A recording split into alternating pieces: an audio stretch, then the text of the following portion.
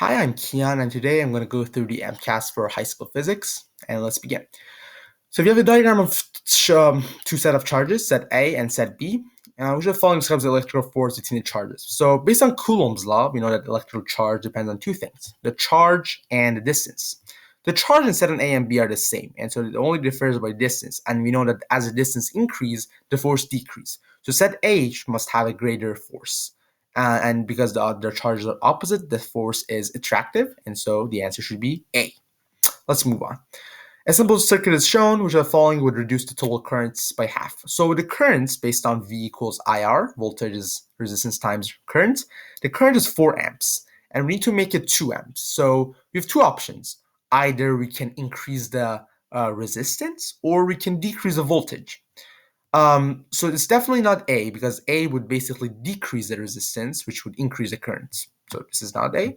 But adding a 10 ohm light bulb will make the resistance 15, which wouldn't make it half, because the current would be 4/3, which is not half of 4.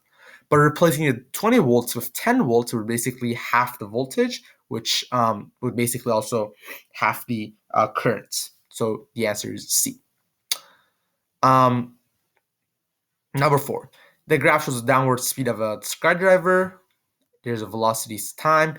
What is the force acting? So basically, we can see that at this point, there's a kind of a constant speed, constant velocity. And constant velocity means that there's zero acceleration. And based on our knowledge of forces, when there's zero acceleration, that means that the net force is zero. So there's an equal and opposite upward and downward forces. And therefore, we can see that answer C is the correct answer. The air resistance equals the force of gravity. Number 5. A 5-kilogram object is accelerated from rest by a force of 20 newtons to a final velocity of 5 meters per second. What are the total momentum?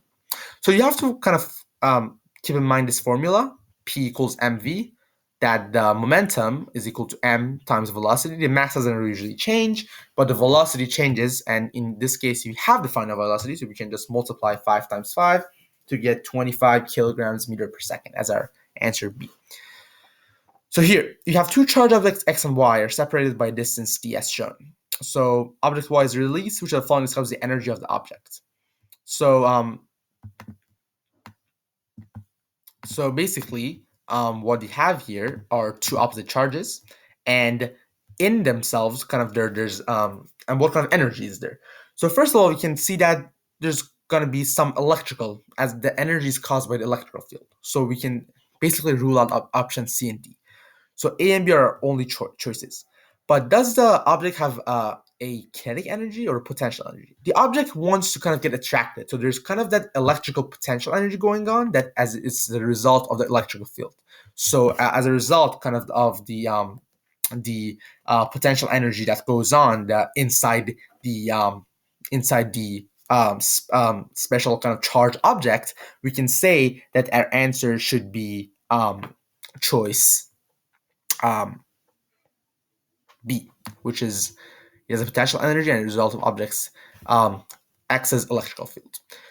Part B, which of the following describes the energy and the movement of object Y. So basically, we see that there's attractive force, so it's going to move toward object X, and so it converts to kinetic energy because there's movement going on. And so definitely based on the choices, option A is the best answer.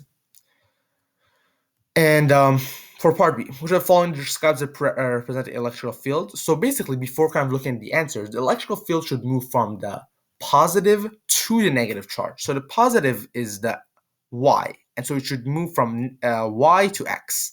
And so it's definitely not this option, or this option, or this option. It's only this one. It's moving just from Y to X, and it's moving away from Y.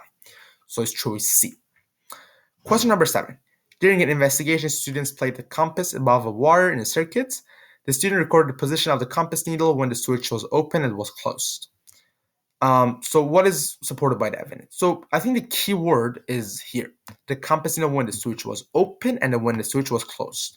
So the investigation was based on the current that was going through the circuits. So anything that happened was as a result of the currents. So we can see that we can already rule out option B or option A. So it should be electrical currents. But does electrical currents produces a negative to a positive terminal, that doesn't really make sense because we see that here is basically showing the south, which means that there's magnetic field going on that kind of is shown by the compass as a result of the electric currents.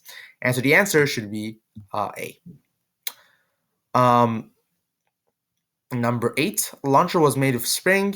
The diagram shows the launcher before and after energy. So this is before, there's 0.45 joules of elastic potential energy going in, and there's 0.3 joules going out. And so it finds the efficiency. So the efficiency is the energy out, E out over En. So we basically have to divide 0.3 by 0.45. And if you do that, we get 3/10 over 45 hundredths, and if we get 30 over 45, which reduced to 6 over 7, which is 6 over 9, which is 2/3 and or 67%. So answer B. Number 9, the diagram represents a light ray. A light ray that and its path as it travels from air to glass. And so what you can see is that there's the angle of refraction. So we're asked what the comparison between angle of refraction and the angle of incidence. So what you can notice is that the angle of the refraction ray is moving toward the normal. And so basically what we can assume is that theta 1 is definitely greater than theta 2.